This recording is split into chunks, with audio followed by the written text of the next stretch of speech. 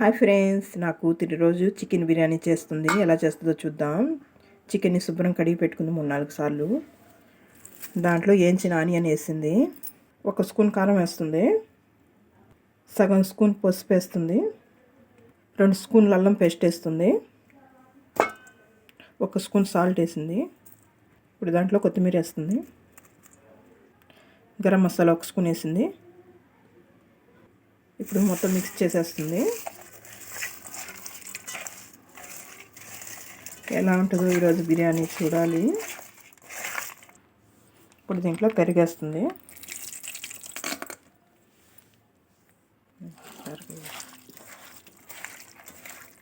ఒక 5 నిమిషాలు పక్కన పెట్టుకోవాలి. ఆనియన్ వేయించిన ఆయిల్ వేసింది. కొంచెం దాంట్లో చెక్క లవంగాలు వేస్తుంది. బిర్యానీ ఆకు, ఇప్పుడు కట్ చేసిన ఆనియన్ వేసేస్తున్నాం. మసాలా మాత్రం బాగానే మిక్స్ చేసి పెట్టుంది చికెన్కి. దీంట్లో కొంచెం సాల్ట్ వేస్తుంది.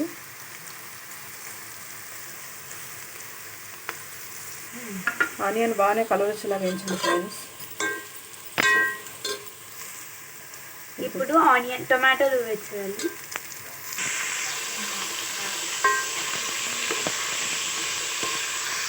ఒక స్పూన్ అల్లం పేస్ట్ వేసుకోవాలి. పుదీనా వేసుకున్నా.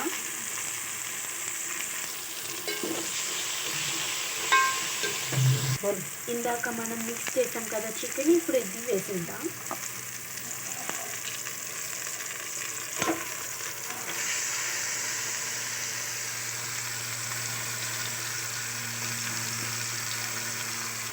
ఇప్పుడు ఇది బాగా మిక్స్ చేయాలి. ఇక్కడ మూత పెట్టేద్దాం. ఒక 2-3 నిమిషాలు చికెన్ ఉడకాలి ఆయిల్లోనే. చూసారా ఆయిల్ ఎలా వచ్చిందో. ఇప్పుడు 1 గ్లాస్ బియ్యానికి 2 గ్లాసులు నీళ్ళు తీసుకున్నాను.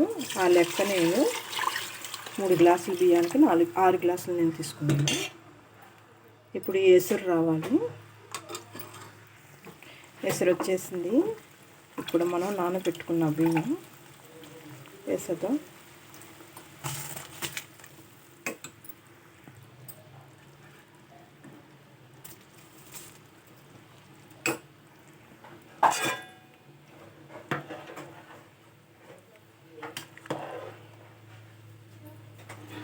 చికెన్ బిర్యానీ అంటే ఎంతమందికి ఇష్టమో కామెంట్ చేయండి ఫ్రెండ్స్.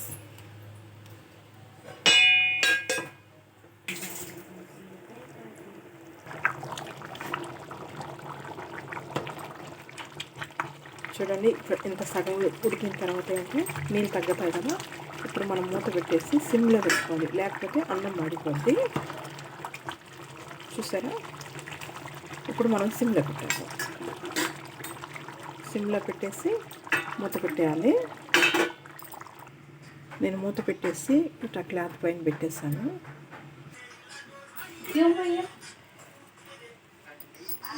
రెడీ అయిపోయింది టేస్టీగా చికెన్ బిర్యానీ.